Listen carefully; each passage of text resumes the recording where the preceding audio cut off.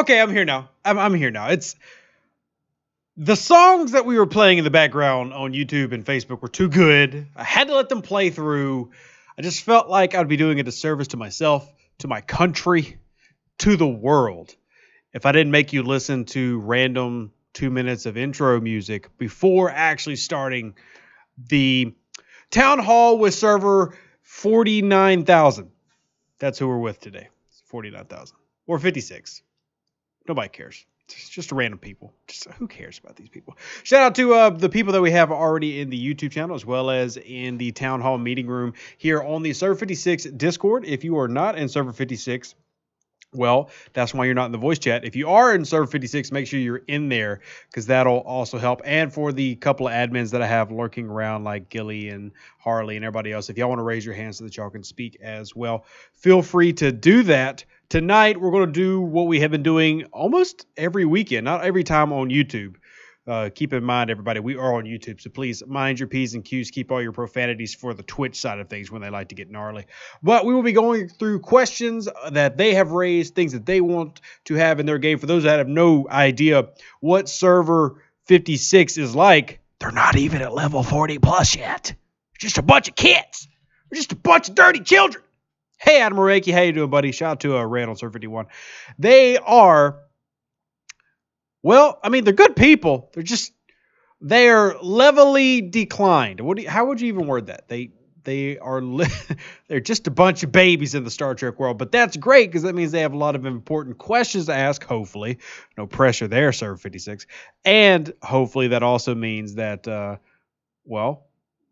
maybe they'll ask some questions that you needed answered and didn't have answered. You can always go back and do. Because we also have a lot of people right now. And I mean a lot. Who are simply jumping in and, going craziness. So, I want to make sure, if anybody who is on server 58 at the moment is currently in, hold on. Dang it, I didn't mean to do that. Turn that music all the way down. Okay. So if anybody is in the server 58 or server 56 who is currently in the YouTube chat, make sure you make yourself known. That way I can try to identify you if you ask a question. Because I've got YouTube pulled up, Discord, and Facebook across various moderns. So we're going to try to answer every question that we can tonight in our typical 2-hour type time frame. We'll see how that goes. Cannot guarantee it's going to be perfection. We will see how it goes. Hey, Bill, how you doing? Texas Coffee. I recognize that well. How you doing, buddy? Curly Fries, Black Hawk, Bobby G, TQ, Matthew, Matt Sloan, OG Boxer, Neo, Mastino, Facebook. We're just going to call all of y'all Facebook because y'all are just all Facebook. Facebook's a dangerous world that I don't like to venture into terribly often. So I'm going to check. That music seems still a bit loud, so we're going to turn that probably off. We don't even need it here. There we go. Low as they can go. Hey, Chris, Wobbling and Fielden, how y'all doing? So we're going to start with the Prelist questions, which is just some big things that they brought up earlier in the week that they compiled. They had a little think tank and went, what are the best things to ask? And apparently these are what they came up with. And we'll start with Pandalicious. It says, for new admirals, what are the... Oh, I'm sorry, that's the wrong one. For a non-well player, if they were to buy something from the store, what would your top 3 recommendations be? And this is a tricky one because are we talking about one-time purchases or are we talking about making a purchase and maybe making it... So, like, for example, I had a sit-down with the player yesterday who said that their monthly budget was $100 to $200 US a month. Now, a lot of people would call that person a dolphin. That's fine. We're not here to money shame anybody in either direction. But obviously what I recommend to that person will be very different to somebody who says, look, I want to play this game and spend $200 max forever. Like, that's all I ever want to spend is $200. Even if I play for 3 years, I want to have spent that much. So I would say my recommendations, one, are going to be the $20 battle pass for every arc, which is a once a month purchase of $20. I will always recommend that. The $5 builder, yes, the $20 researcher. I too hate how it is more expensive than the builder is. I definitely do.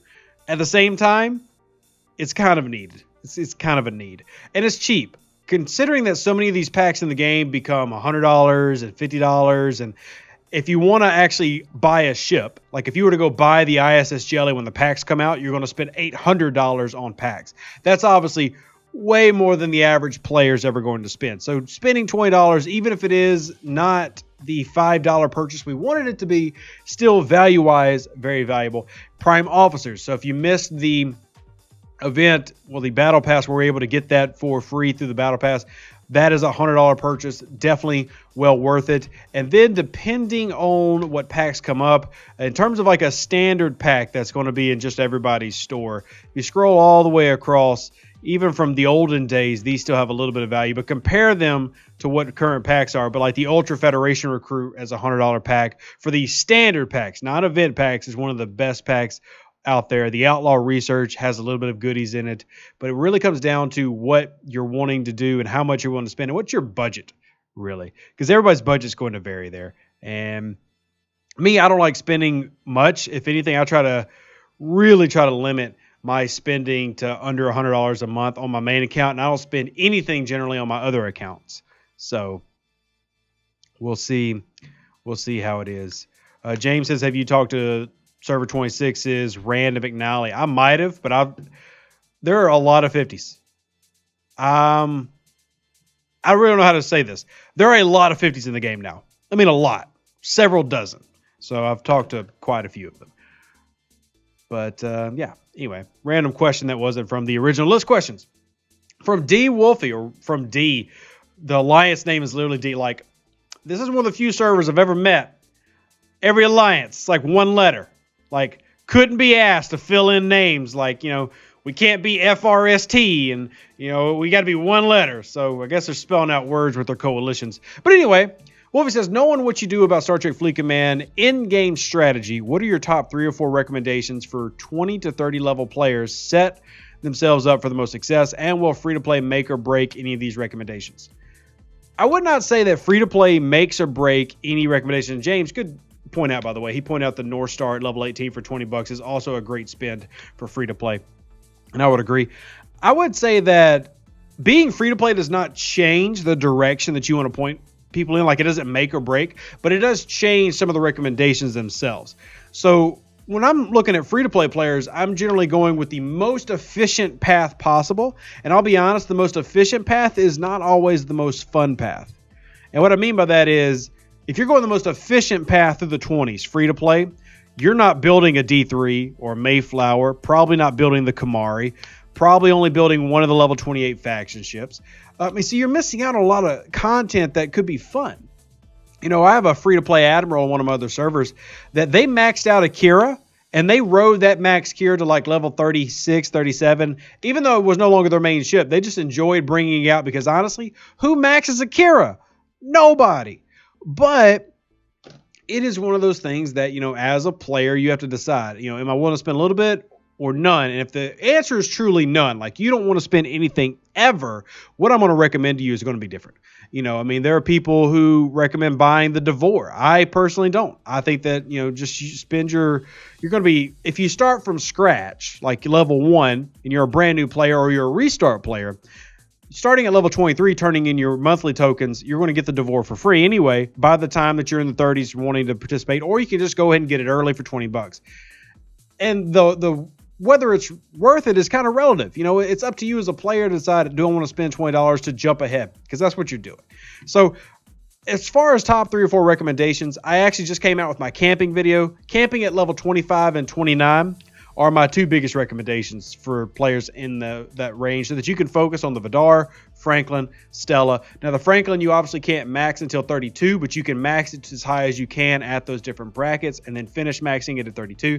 You can max out a Vidar at that range, which will greatly speed up your free-to-play grind of wanting to get that, like that coveted Enterprise or the Augur, the D4. And then also getting your research up to snuff, particularly focusing on combat researches and efficiency researches. Those are going to be the biggest kind of pain points, I feel. Like, you, as a free-to-play, especially if you don't buy that second researcher, you cannot sit there and try to research everything in the game.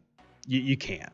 You're going to be stuck with research times of 30 days, 60 days eventually, stuff like that. So, you look at some stuff that I have, like I haven't even maxed out my assembly line, because what I've started doing, and this goes back to the efficiency argument, is when researchers start costing uncommon, I typically stop to save them for leaderboard events. So I don't even have max ship construction speed research. I'm at 11 of 15 because I go and blow these uncommons for leaderboard events. I save them. I have several others that I have not taken to max for that same reason. So you start looking at it in a different way. Like, for example, my repair cost one is 200 uncommon crystal, saving that for a leaderboard that I want to go after, even though that would help me in terms of my tritanium repair costs and everything like that. So you really have to change your focus a little bit in terms of efficiency. Now, if you're willing to spend, I'll make you a grocery list and you'll be set. Anyway, spend too much time. We're getting back to Pandalicious. Says, for new admirals, what are the top 3 things to do to grow an alliance or a strong foundation? I love this question because I feel like the most important thing in this game, longevity-wise, for everybody. So whether it doesn't matter if you're free to play, if you are spending, if anything. The biggest thing for this game to succeed for your server is longevity, which means that you have to build a community for your players. I mean, to me, that's probably the most important thing that you can focus on as an admiral. And to do that, I have found the most fun way. One, your own set of comm systems. So Discord is probably the most common, but you still have WhatsApp. I think TeamSpeak is still around, maybe Slack, whatever you want to set up, but some form of communications to where you can communicate with those players, not about just in-game stuff, but out-of-game stuff. Like, look, let's just be real for a second, okay? Just a little bit. The game's not supposed to be your life. It can be your life. Like, I'm not going to be mad about it if it is your life. It's my life. But what I mean by that is you want to be able to have a place where they can decompress and build friendships, because that's going to lead to the most longevity in terms of play style, keeping people around and having fun. And that even goes for enemies. Like, if you make a server, have a spot, even if it's for your own alliance, for people who aren't in your alliance to come by and hang out. Invite people over. Have movie night. Not saying that I'm saying to stream illegally, because that would be illegal. But, if you've got, a cartoon that you've created and you funded to have animated, sure, stream it. Or stream whatever. I'm just telling you what's illegal. To not do those things, because they're illegal. No winky faces. But anyway, all that aside, that would be my number 1, is comms. Number 2, build your own style of events. Now, when I say build your own events, I am talking about Rialto Rumble, for example. The Rialto Rumble that you've seen Star Trek Fleet Command run a few times was actually created by a wonderful lady who actually no longer plays the game on server 20, and that was Tasha Yar. Now, that type of stuff, server 20 has held football games. You can have galactic races. That's one of the ones that I invented and is a lot of fun. Finding things that you can do with your group that has nothing to do with the game, but uses the game as a platform for giggleness and stupidity. Sometimes it's fun to just be a kid again. And having that level of just levity in your group makes you very alluring.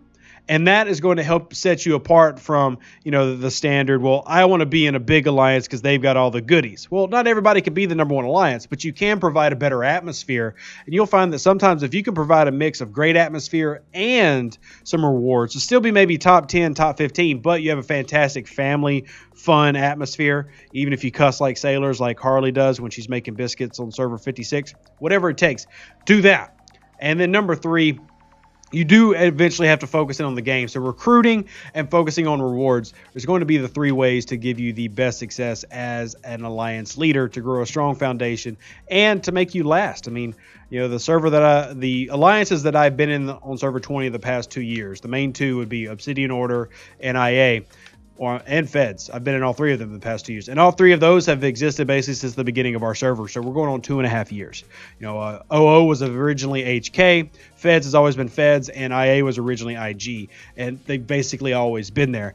And that's the type of thing. You've got to have that community. That starts with places like Discord. You got to have the fun in the game. And I like having my Commodores or myself host those type of events, like a Rialto Rumble or a galactic race between another alliance, and then actually focusing on things like leaderboards so that you actually give people a reason to come by. Which that 3rd point also includes armadas. I'll go ahead and say that. That includes armadas. So, whoops. Did almost hit exit on the town hall. That would have been bad. Let's get back to our pre-list questions here. By the way, on the YouTube side of chat, I see y'all. We will get to some of your questions as well. I have been focused on going live, which I actually completely forgot to share it on my own Discord. So I'm trying to do that while also read these pre-list questions, which are full of just stupid ideas. Like, Whoever screenshotted these questions and added them to this list, what an idiot. Anyway, Harley Queen's up next. What is the actual intent of territories and players achieving a capture? So I'm not really sure what this means, Harley. If I know you're there, could you jump into the town hall and explain yourself? Like, I just asked to raise your hand, and I'm honestly not sure what you're asking. So I'd like to. Bam. Now you should. I just invited you to speak. You should have a little green bar at the top. There we go. Hey. Hey, Harley. So what exactly do you mean there? So there's been a lot of issues in Server 56 with a lot of alliances that feel like you shouldn't have your friends help you. You shouldn't have people in there, doing the game, player versus player. They don't want to see that. So I'd like to know what the intent is. If it's a free system, but yet, how do you get this whole server to enjoy that?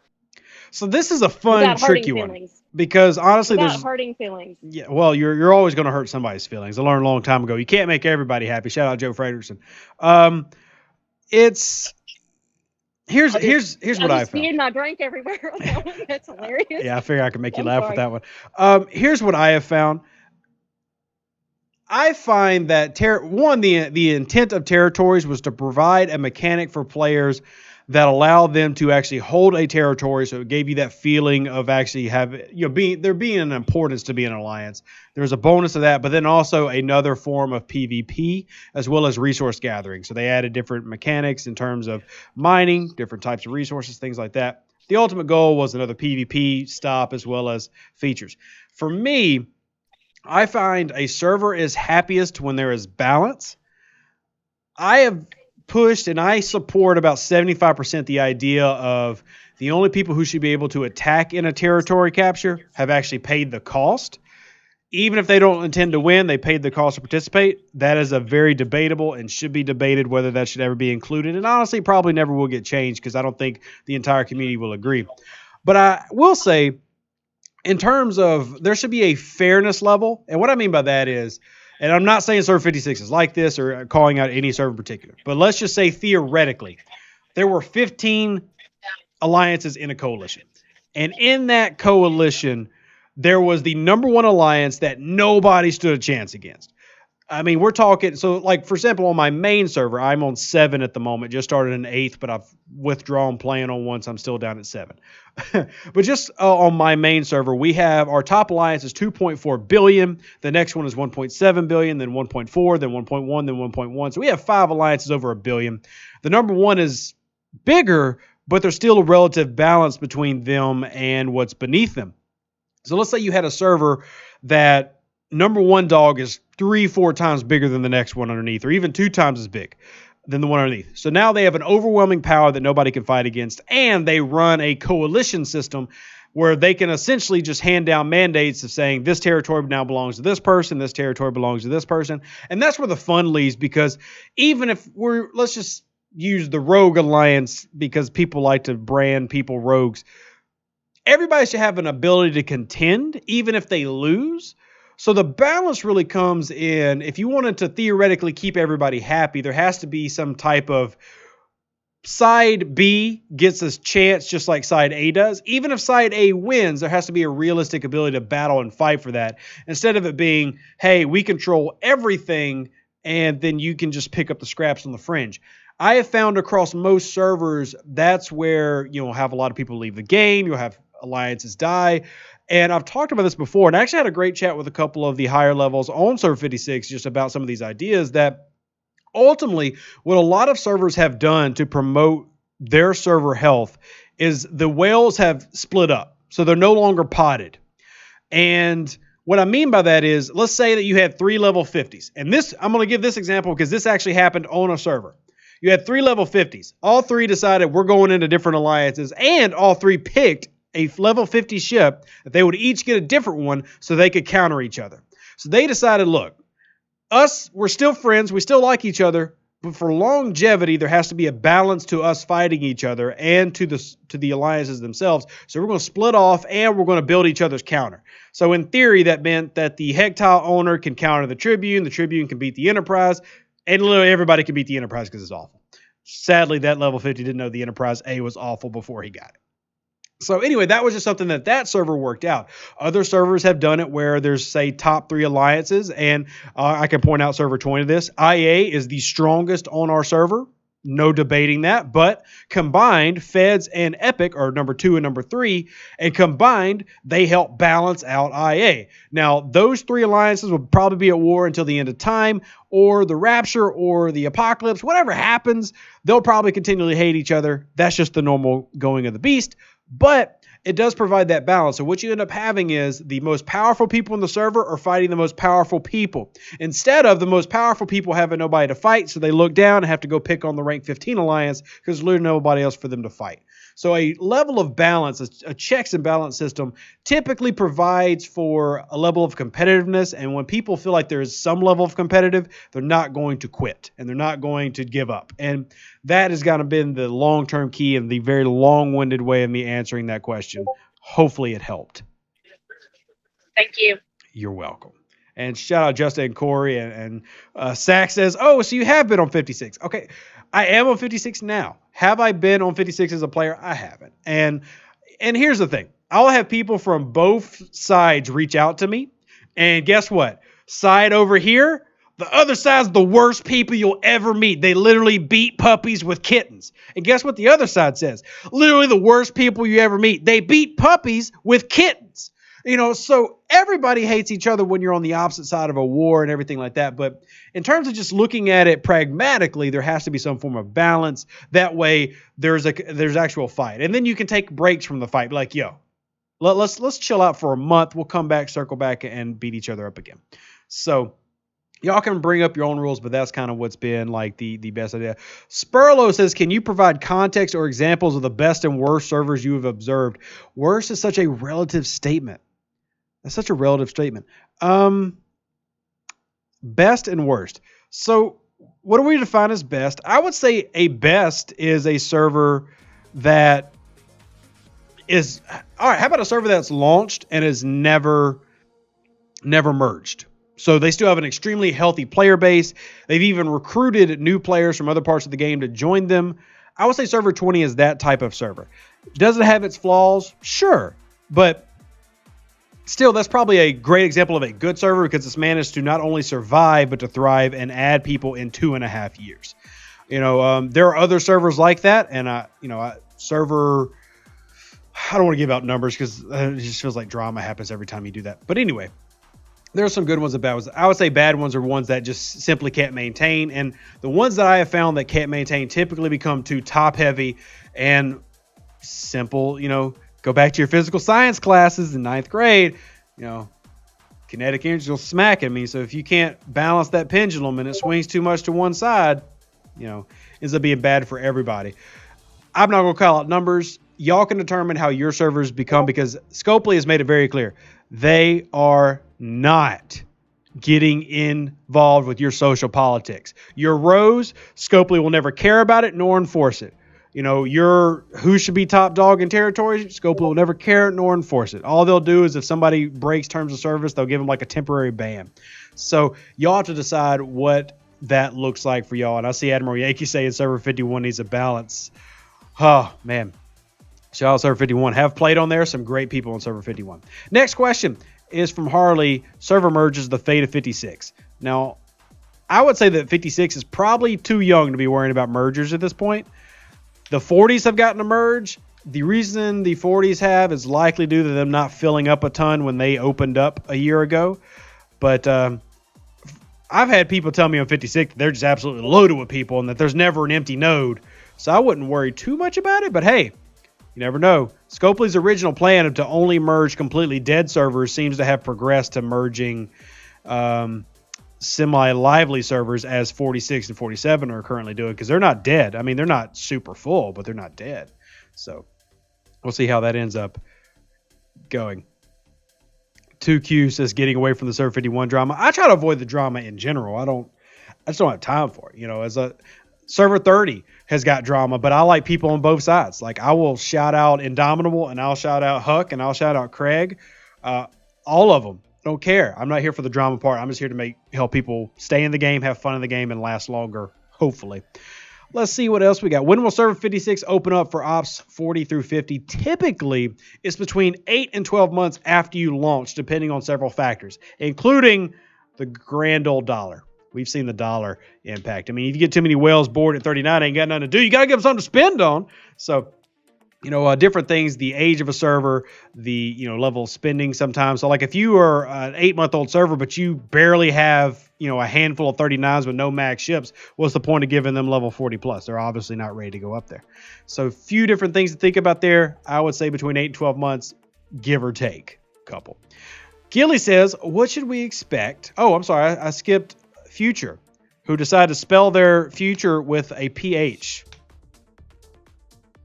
That silences me, like sarcastically blinking my eyeballs onto the camera. What's the best ship and crew loadout to PvP against an ISS Jelly when you're the mid to upper 30s? Good question. Depends on the level of the ISS Jelly. When you say mid to upper 30s, I'm going to assume you have an Enterprise, and the Enterprise will walk an ISS Jelly to the Earth and back by its hand before destroying it, generally. You can run TOS Kirk, TOS Uhura, and then Marcus. You can run Gorkon, Khan, Marcus. Marcus is going to be a theme there. You want that mitigation breaker for fighting against explorers, and that is Marcus. So Alexander Marcus is going to be a key card for there. Depends on what other cards you have. TOS Kirk and TOS Uhura are one of my go-tos. If you've got TOS Kirk Mark 1, TOS Uhura Mark 3, and a maxed Marcus, you're going to walk Jellyfishes 1 to 2 million stronger than your Enterprise. As long as your Enterprise isn't like tier 3. So it really depends on what you got. But OG says don't forget Spock. Yes, you can also do all 3 Spocks, guaranteed victory. Make sure the defense Spock is captain. Yeah, guaranteed victory. Flawless victory. Oh, man. Let's see what else. It makes sense. How does 45 get one of these? Server 45 simply needs to invite me to their Discord and say, hey, we got questions. We want you to help out. And I will join. Rum says 55 has been kind of peaceful. Just 1 or 2 alliances against the rest of the server. That doesn't sound super peaceful, but Rum, by the way, shout out for you dropping by. You're now a moderator, so you can help out. And Donald says, why are people always blaming whales for wars? Plenty of greedy dolphins and free-to-play on my server. I think that's a very true statement. I think that whales are an easy target to blame because they're whales. And I'll be honest, and not everybody wants to, a lot of the anger towards whale is a level of jealousy. Whether that jealousy comes out in the form of anger, like I hate that he can spend $10,000 and I got to take 2 years, or that just comes straight up in, it's not fair that he has a max Enterprise and mine's tier 7 because I don't have 50,000 gas yet. Look, whales are part of any modern game, and there's still ways to beat them and annoy them. You want to have a fun way to tick off a whale? Go blow up his Vortivore. And you can blow a Vortivore up with your tier 5 Enterprise pretty easily. And they'll get mad about it because then they got to go spend 20 million titanium to repair it. So there's ways to do it. Anyway, y'all don't even have that on 56 yet. Just wait. Y'all think your whales complain now. Wait till you're blowing up Vortivores and Hydras and stuff. Next up, Gilly says, what should we expect and or prepare for before the server cap gets lifted? Ooh, that's a fun question as well. At least y'all are trying to prepare for what's going above. I would say efficiency research is number 1, especially if you're a dolphin / free to play in the high 30s, because the costs get really, really crazy. And any whale who is currently in the YouTube chat can tell you that the costs get ridiculous. The timers get ridiculous for a lot of things. So that becomes very important for you to do that. I would then say make sure that you have got at least your epic ship to tier 6, tier 7 at minimum. And also get an ISS Jelly before going into the 40s. So if that means you got to sit forever and do it through armadas, or you got to sit forever and do it through multiple or singular wins through the event, get that ISS Jelly. It's going to be probably your primary grinder throughout the 40s. You can grind, as one of my followers were sending me logs earlier. You can grind, especially rep grind with things like the Enterprise, the Augur, the D4. The ISS is going to be your primary on that one. So those would probably be the biggest things to focus on. Harley says, please tell me why the refinery is so insulting to my players that spend countless time mining mats that don't produce enough for what is needed. Will Scopely ever fix this insult to the players devoted to the game? No. So how the refinery is set up is there are certain amounts that you can get, and there's percentages on your chance of getting those amounts, and things like your refinery level and everything play into those percentages. Those numbers do get tweaked a little bit, but no, that's not going to, it's never going to drastically change where you do a 1750 pull and you're just getting 40 uncommon per. Not going to happen. What is happening, though, is you're getting more of those uncommons through things like the Battle Pass. For example, I think at level 34, the Battle Pass that's currently ongoing is going to pay out like 430, I think, uncommon or 3-star. So events are starting to be a primary way to do that. Then also think about things like Crucible of War, which is obviously an event that comes around, allowing you to focus on what type of uncommons you get. So they've greatly increased the amount of uncommons you get in, say, a month, but it comes through different amounts. The Refinery will typically always be some level of awful, but if you're consistently using it, at least there's that. Let's see, we're starting to get to the end of the pre-scripted ones, and that way we can open up the voice and focus on the new questions coming in. Don says, any thought being given to providing Tola cores or in some way making the refinery Tola available for takeover and mining? As a follow-up, any thought of a warp path connecting it to other territories? That's an interesting one. Actually, you're probably the first person I think who's actually asked that since Territory came out, at least on the channel. Now, obviously, people have asked it, but I don't think that's ever been a big talking point. I honestly don't know. Just being completely honest with you, I don't know. That's a good one to actually save in the pocket for the next ops meeting and ask the devs what that's going to look like. That is, man, I appreciate getting asked something that I haven't gotten asked before. Good job, Don. Even though I can't answer you. DW Angel says, what are crucial researches nowadays? Efficiency, combat, away missions, territory tree. All those, like, there's a lot of them now. Like, when I started the game, there was literally 2 research trees. 2 of them. 2! Now there's 6. Even more reason why you've got to have that second researcher. Like, it's I don't want to say it's a must-have, but man, it kind of is a must-have. I mean, $20 is $20. Spend it or don't. But yeah, territory is huge. Obviously, that territory one is for level 30 plus, so you don't have to worry about that if you're a lower level player. But it is something that you want to start preparing for. Like if you're in an alliance right now, and you can start working on getting those particles, be turned in for those particles every day right now. You know, like for me, I go every day, and I'm in an alliance that has all 3. And since we talked about earlier, what can an alliance do to be alluring? Get as many particles as possible. Because whales, these aren't as important because they need more of the emulsions because they're going for the really high ones and they'll buy some of this stuff. But for free to play especially, having as many particles as possible, very important. And for the dolphins. So you see me getting Quantum, 2 Phantoms, and then my Surax right now. And then if you can pull that ISS Jelly one, that's a nice little gimme to throw to people as well. And they're so cheap for the exchange. I mean, 5 emulsion for a set of 100 that you can turn in every day. Yes, please. Yes, please. Yeah, shout out Scalyback. I see you, buddy. Yeah, Craig called me an old timer.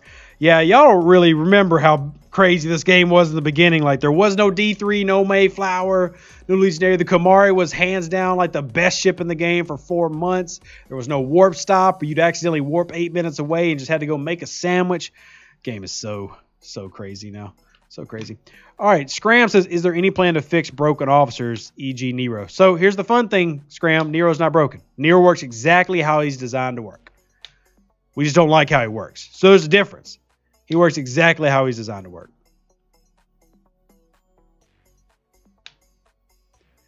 I bet that did not go over very well. So what I'm going to do now is anybody that has a question that wants to raise their hand. I see Dogbone has the hand up. We'll send Dogbone if you want to ask something. We'll also go through the text channel.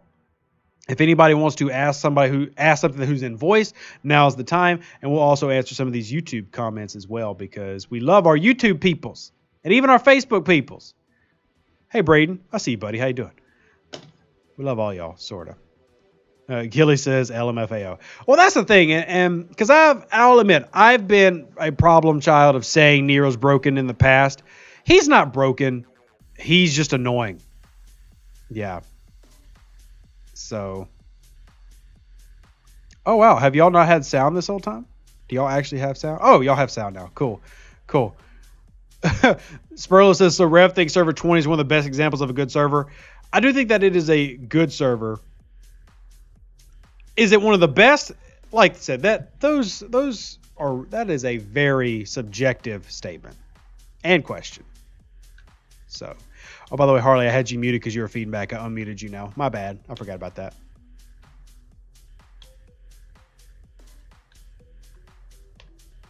Sweet. And now you muted yourself. Good job. Good job. All right, so we do have a hand up, and it is Embalmer. That's a scary name. Are you a mortician? Also, invite you to speak. So come on in and let us know what you have to say with your creepy name. And James, I'm with you. I do miss the Rialto burn as well. I hated that being removed. Saw that not being a good change at all, but it is what it is. Hey, Embalmer, what you got, buddy? Hey, buddy. What's up, man? Hey, first of all, thanks for doing this. Really appreciate you doing this for Server 56. Yes, that number. So I'm a slacker. I have no purple officers. I have no epic officers. So I want you to help me with a PvP loadout with, rares and below. You got anything? Sure. Okay. No purples. This is taking me back to my olden days. Depends on what rares you have. There are some rares who are good, like immediately out of the box. For example, Yuki, good immediately out of the box. Decius is okay immediately out of the box. Really depends on what you got and what ship you're on. I'm going to assume you're somewhere in the 20s with no epics, right? Or are you in the 30s? I'm a 28, actually. Oh, just hit God. 28. That hurts so bad. Okay, first off, we got to get you some officers. Do not get to 29 and camp, like I said in my video. We're just going to sit you there for a while. Second of all, I'm assuming you got Yuki? I got Yuki, yeah. Okay, Yuki is a good start. We can build from that depending on whatever ship that you go with. Also, now that you're at 28, your Swarm Sundays are going to start rewarding you with con shards every Sunday. So now what I want you to do is I want you to focus on your Augment faction and those Swarm Sundays so that you can get con as quickly as possible. And hopefully you're starting to get hopefully some of those rares are semi-close to max because we want to get you into transporter patterns. So we need to get you con, and we want to start working on that through those two ways. Also, whatever ship you decide, you can throw Yuki on as a captain for now. Decius as a sidecar, because that's also a blue that you probably have. And if you have any of the Borg rares who boost things like officer attack and officer health, that is something that you can throw in. The reason being, if you don't have epic officers or max rares, you're probably struggling to get to 300% of your officer bonuses. So that'll help you get slightly closer. Really, you are way behind on officers, not to be mean. We can fix that, though. We can fix that. So Right, that's definitely fixable. Man. But Yuki's going to be key. Remember that, because Yuki is a 10% flat shield strip no matter what. So even at level 1, in less than 10 rounds, you're going to remove your opponent's shield. So even if you're just that guy who Leroy Jenkins into territory and softens up a target for your friends, Yuki will have a purpose. So if nothing else, you can help, even if you can't win early on. Perfect. Thanks, Deuce. Appreciate it. Of course. Man, that's the first time I've gotten asked a question like that in a while. But it is what it is. Hugo says Decius is good, but he loses impact with your total damage bonus. I agree, Hugo, but when that's all he's got, I'd want to give him as much damage boost as I can. Because like I said, I'm assuming he can't also reach the 300% officer bonus or anything. So, woof. Man. All right, so let's see what other questions that we have on the fancy intro music channel. Oh, okay. They're just rambling about random stuff. So anybody who's wants to get a voice, throw in there. Also, YouTube, now's your time throwing some comments, because if y'all got them, I'll read those while we wait for Server 56 to decide how to type questions. We'll get those in. Rom says you really need those perps. You do. I mean, you really don't want to leave the 20s without Pike and Khan at the minimum. And you definitely want Kirk if you've gone Federation. If you haven't gone Federation, it's a little bit more understandable. But you really don't want to leave and get into the 30s without some of those officers. Like, for example, if you don't have Kirk and your goal is to get to the Enterprise and you're following my camping method, you're going to get to 34 and that Enterprise is going to be forever bad because you can't start morale, so it can never repair shields, thus negating the entire thing that makes the Enterprise amazing. Ooh, Fielden says that Server 55 is open to 39 plus, but not sure the Server 56 people know that this happened just about 2 weeks ago. That's interesting because typically when they launch servers, they launch them in pairs.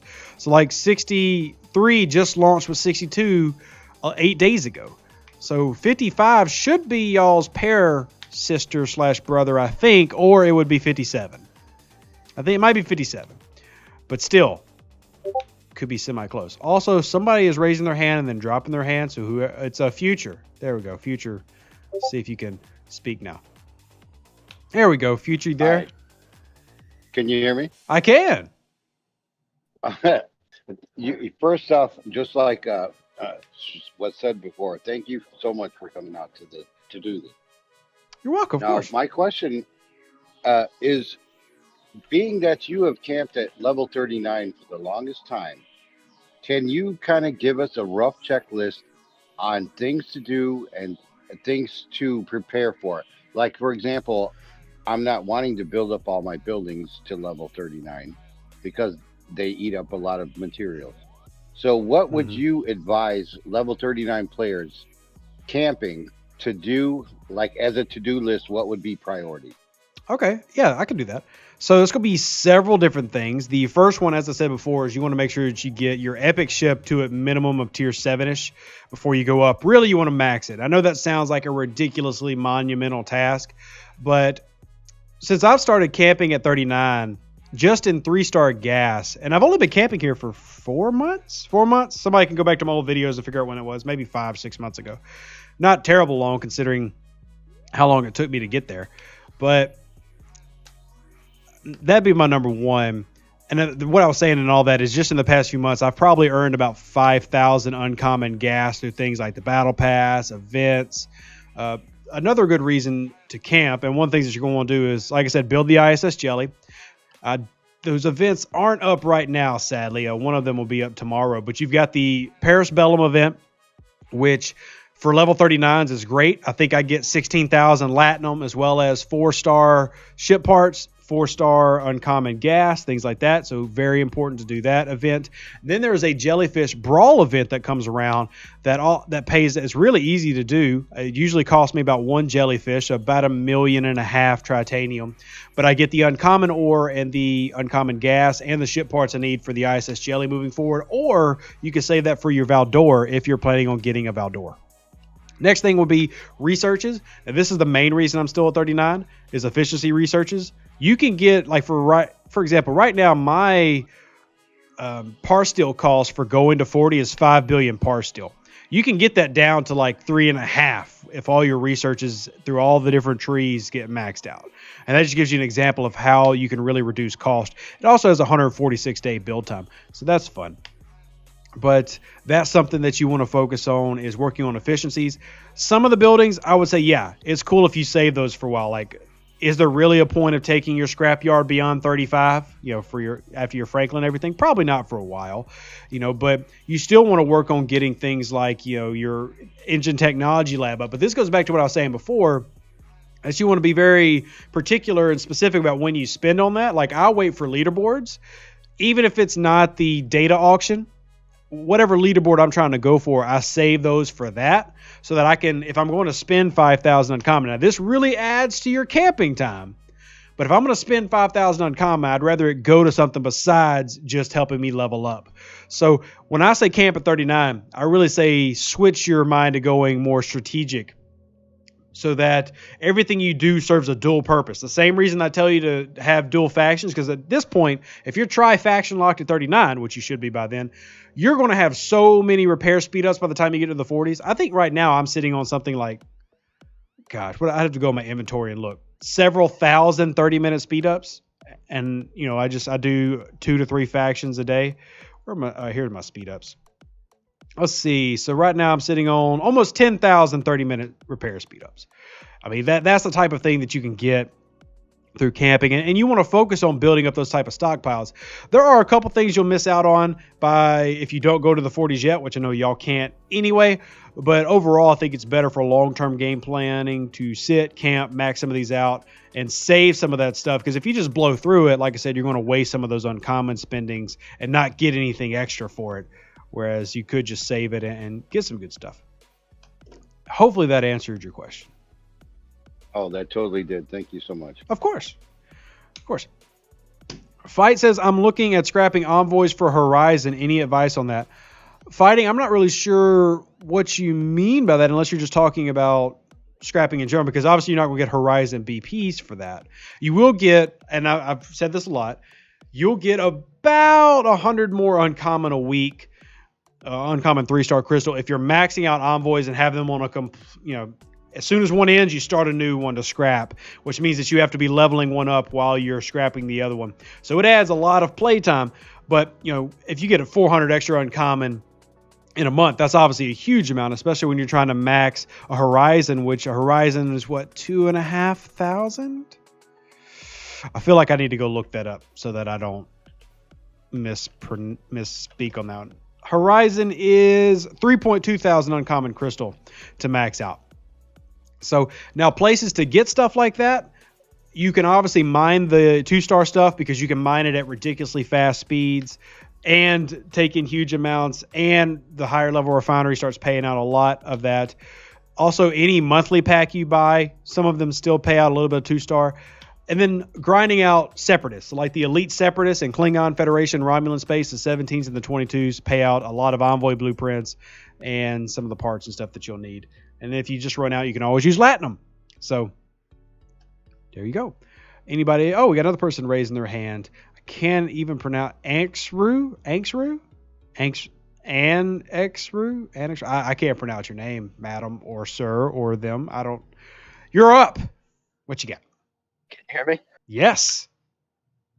So I have a question. So I'm new to the game. I'm Ops 21. I don't have a lot of Latinum, and I don't want to spend a lot of money. And all these people's questions have brought in more like I thought I knew the game, but then there's stuff like I have even heard of some of the ships or stuff that you've mentioned, and I'm like I don't know if I should focus on something else. Right now I focus on bringing all camping at each op, getting everything leveled up, like every ship, every research, every building up to max before I upgrade to ops. And then I spend all Latinum that I get on speed ups to make sure I get up fast.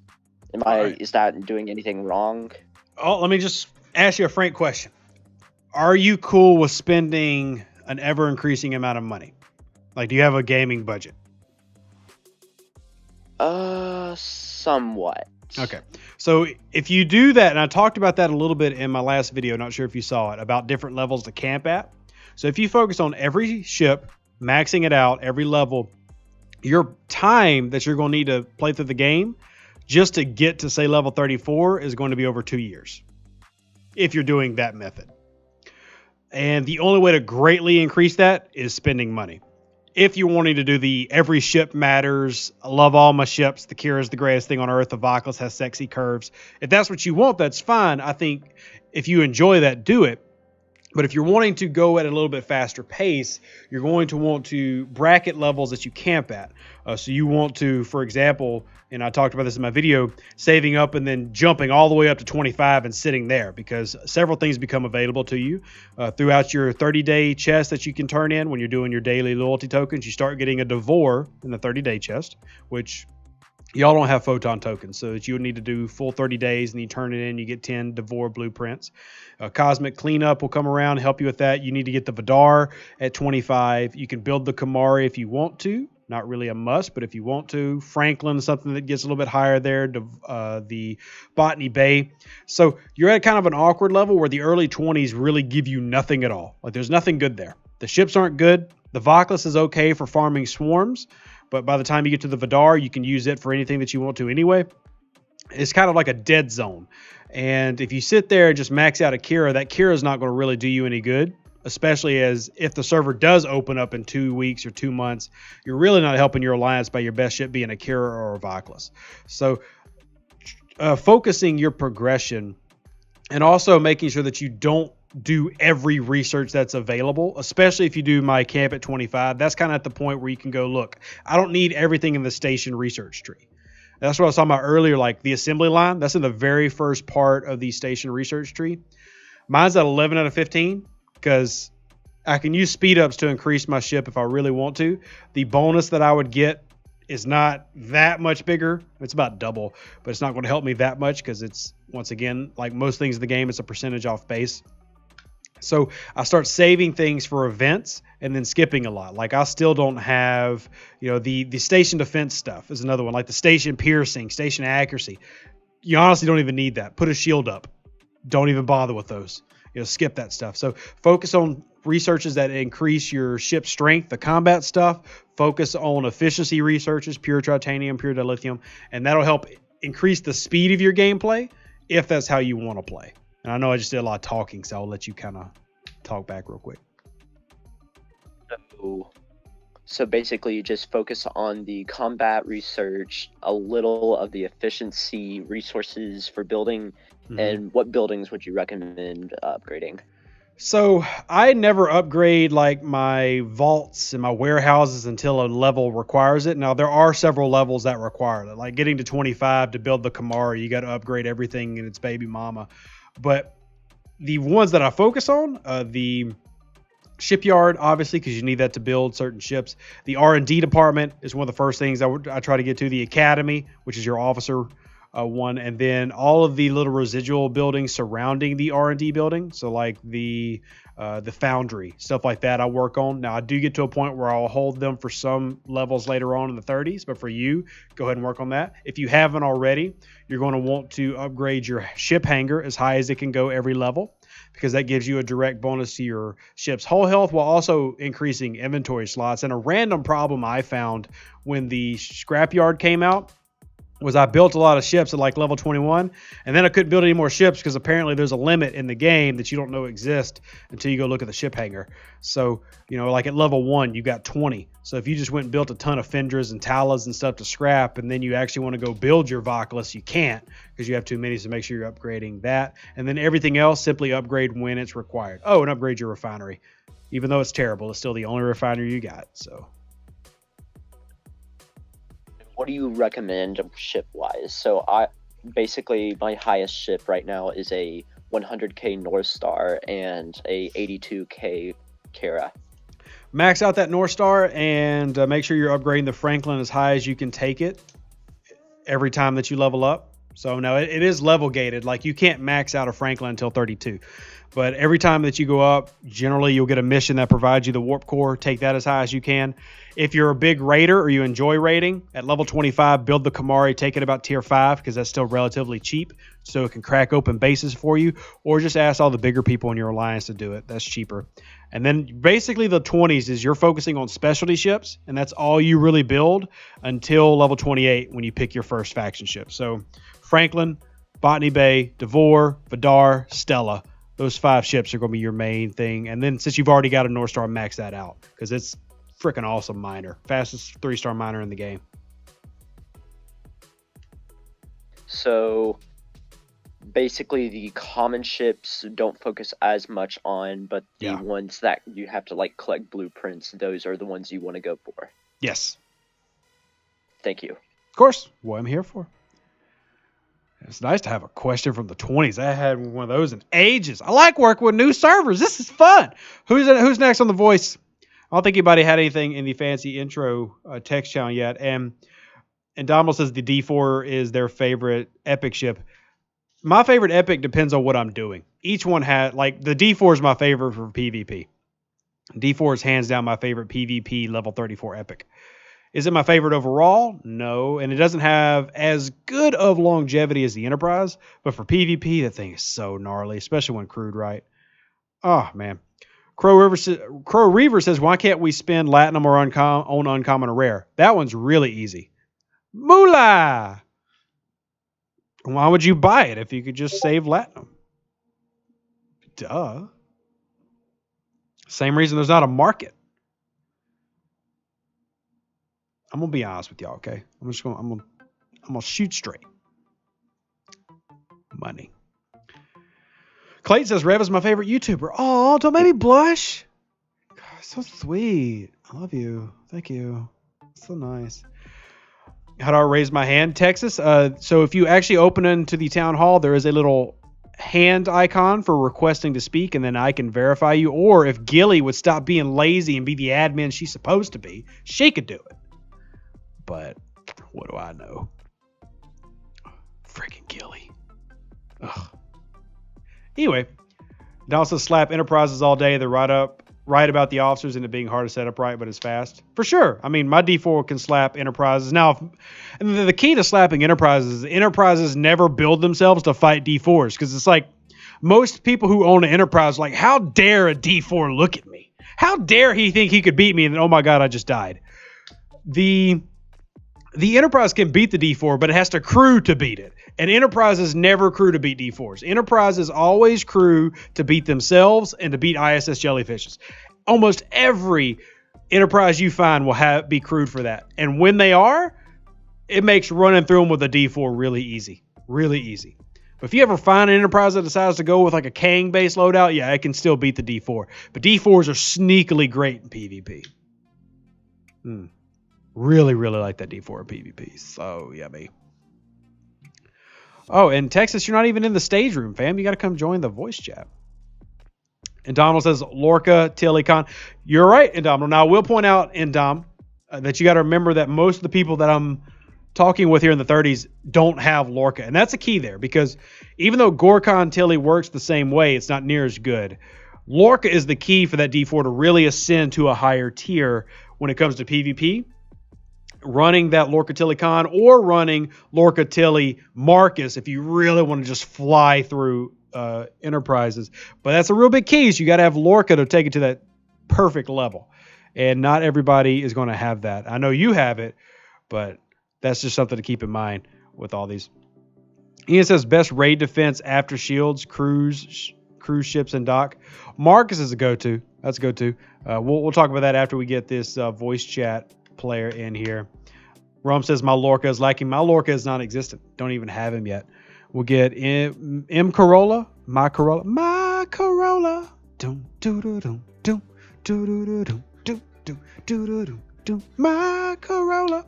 All right, MC, you got to. So I hit accept. You'll see a little green bar at the top that you got to hit accept on, and that'll bring you into the voice chat. My bad. There you go, buddy. How you doing with that big old rock in your hands? Yeah. Well, thanks for joining us. I have hopefully a quick question. I was just wondering if I'm going for the Saladin, is there any reason to go for the Bortus as well? Only because Klingons are amazing and the Bortus is sexy. It is. There's truly not... I mean, the Saladin is the best of the three and will last you the longest of the three. I still love my Bortus and am very happy I have it. Okay, thank you. Yeah.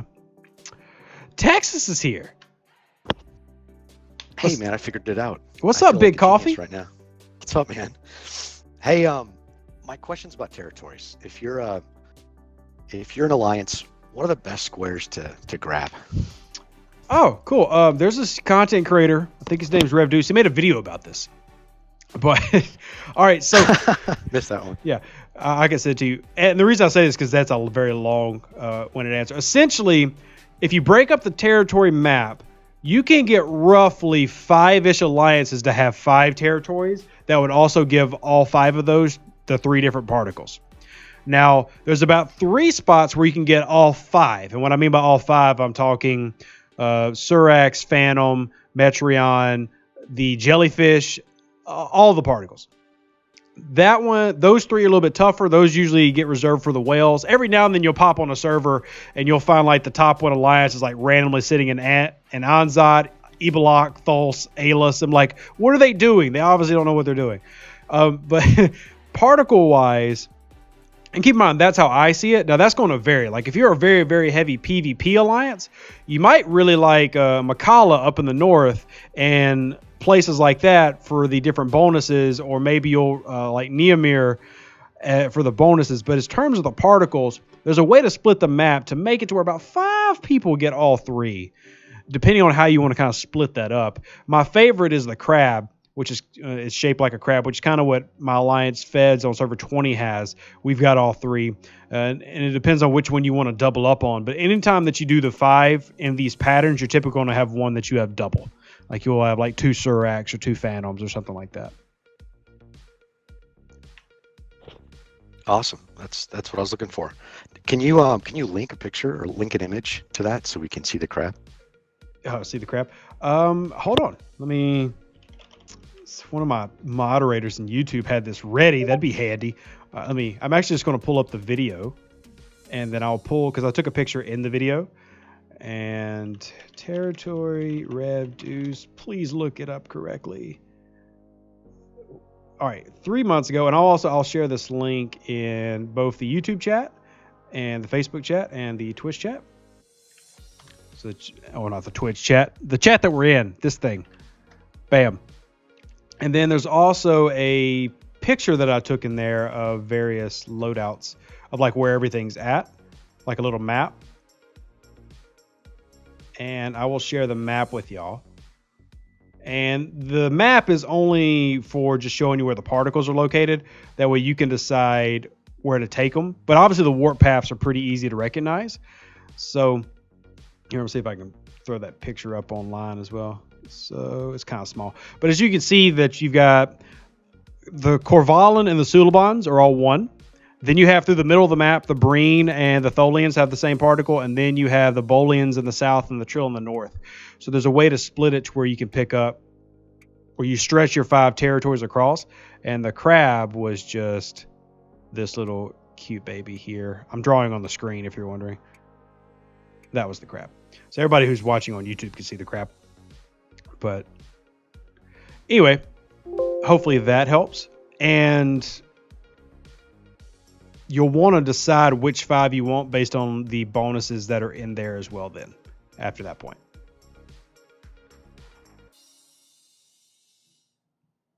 Good? Great? Maybe? No, that's awesome, man. Appreciate all your help. When did TCs get scrambled / rearranged? TBD. That was supposed to happen at like the beginning of the year, and then it didn't. So, I don't know. We'll wait. We'll see. Who knows? Find out next time on the episode of Dragon Ball Scopely. Some of you are too old to catch that reference, but it's okay. Still love you.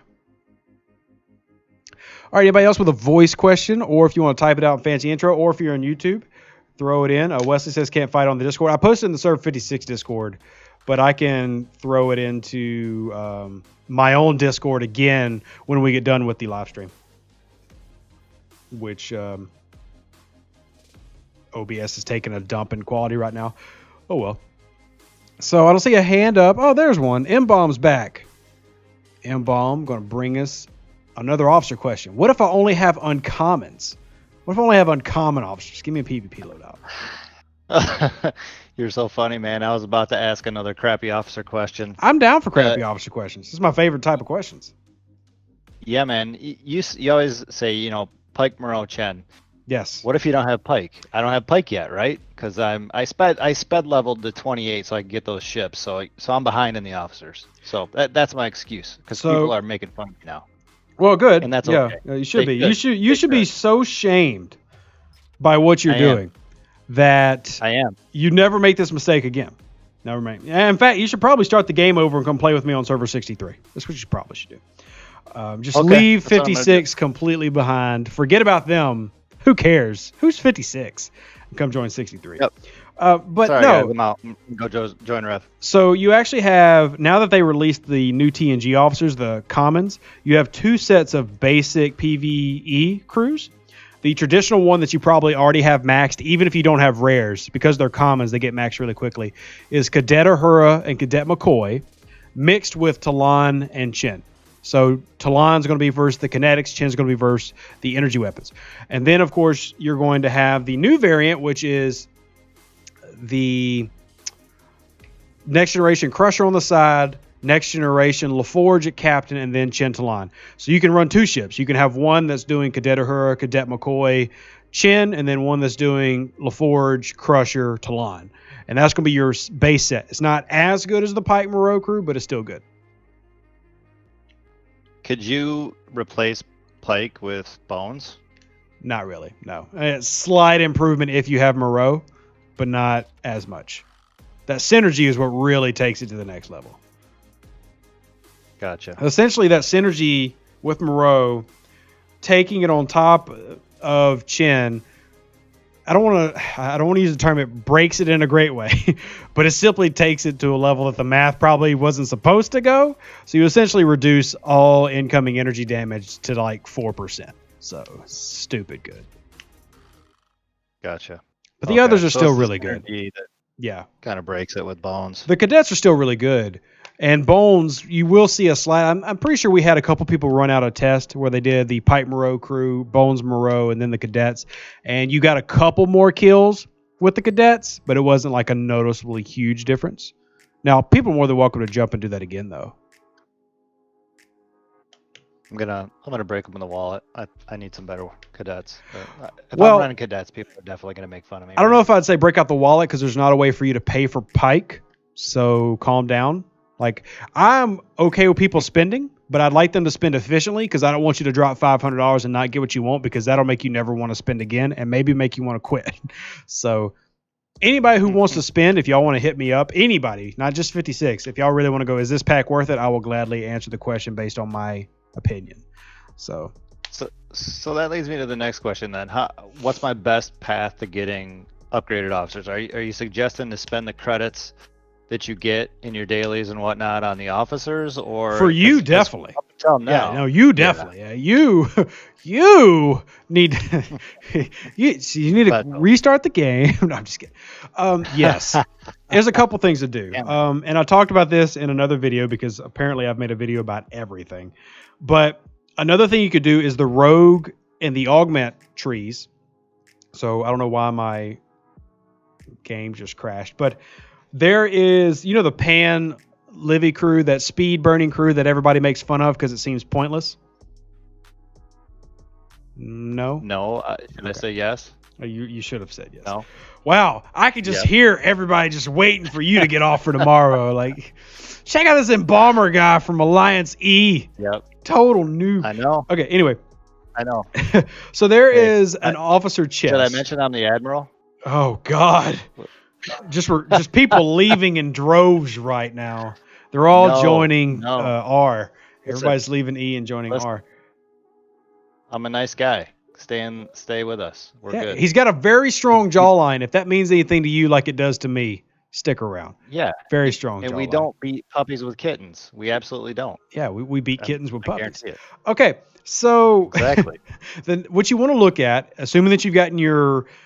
I'm scared to ask what your factions are at, so don't tell me. But I'm dual faction Fed Klingon. Okay, so under your augment, this is a key one. You want to max your augment out. There is a chest called the Awoken Augment Recruit 3. And the key to this chest and why it's so good and why you should make sure that you have enough data to run it every day is you'll get 6 to 8 shards, if I remember right, if you do the first chest, but it's only rare officers. So they're the fastest rares in the game that you can max. Once they're maxed, they'll all give you transporter patterns every single time.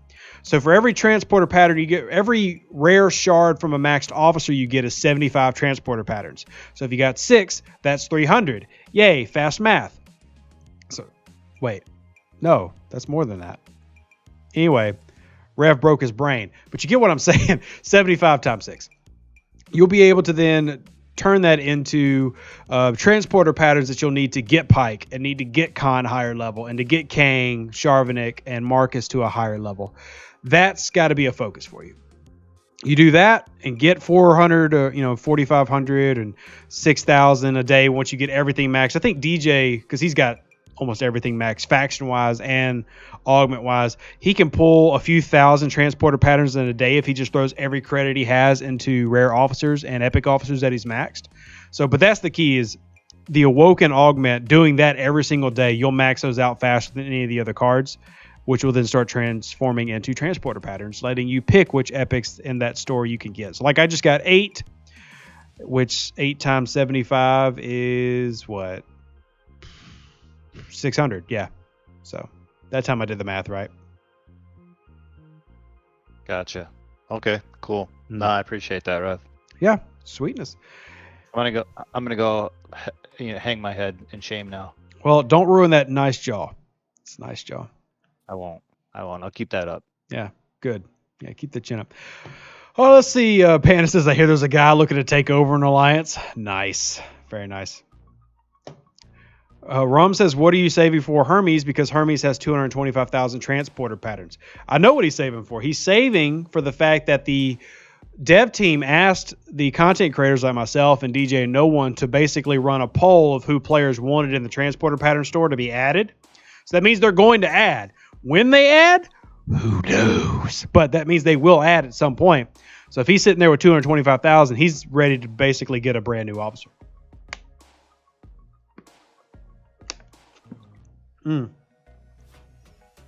Dominic says, what's your opinion on Scopely bloating up the common officer box with the new TNG officers? I don't think it really added that much level of difficulty because commons are very easy to max. I don't really think it changes it that much. I have no problem. I know some people do, but I have no problem with it. Oh, we get a really ancient person who would like to speak. Ancient, how are you? I'm good. How are you? Wonderful. Hey, now that you're here. on the Armada buff, in I think is it Territory or Rogue, either one. But what does that buff help? Does that help only if you're starting the Armadas? All right. So which research are we talking about? Because different researchers are everywhere. It says that it helps you with damage against Armadas. And it's either the very last one in Territory or... If I remember the one that you're pointing out, I'm pretty sure that's increasing your ship's damage. So it's a damage modifier similar to how the officer bonus is. I don't believe it's a group. If it's the one I'm thinking about. Okay. All right. That's all I had. Thank you. That's and it. Thank you for doing. Go back and come back with more questions. I absorb. So that's fine. But for you to absorb, people got to ask things. So, hey, Steve Zares. Thanks. Ooh, Hugo said they're going to add officers when the photon tokens arrive. Ouch, man. I'm enjoying photon tokens on server 63 though. They're very nice. Very nice.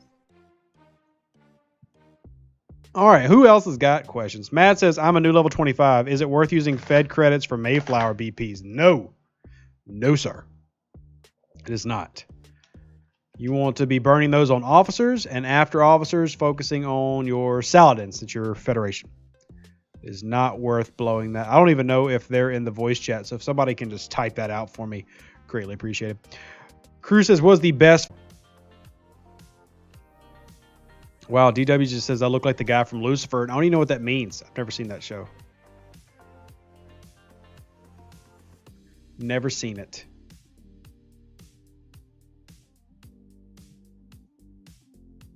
Let's see. Had to restart the stream. Hopefully it kicks back in. But man, it took a huge dump. Anyway.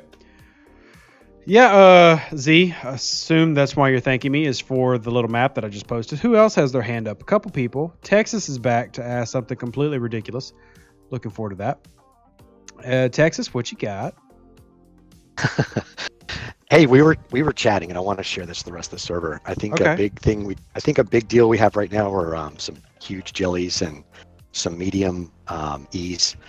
You gave me a recipe, or you showed me some slides of the E just destroying the jelly. Can you walk through that a bit? Let's say someone gets their Enterprise really strong. What officer crew would you put together if you were on our server right now? You had like a tier 8, tier 7 Enterprise going against let's say a 5 million or 6 million jelly. Well, there's a few different things, and it depends on where your officer levels are at. So, like, I definitely love the TOS crew. I mean, it's pretty obvious that they were made for the Enterprise. They can go on a lot of things, but particular TOS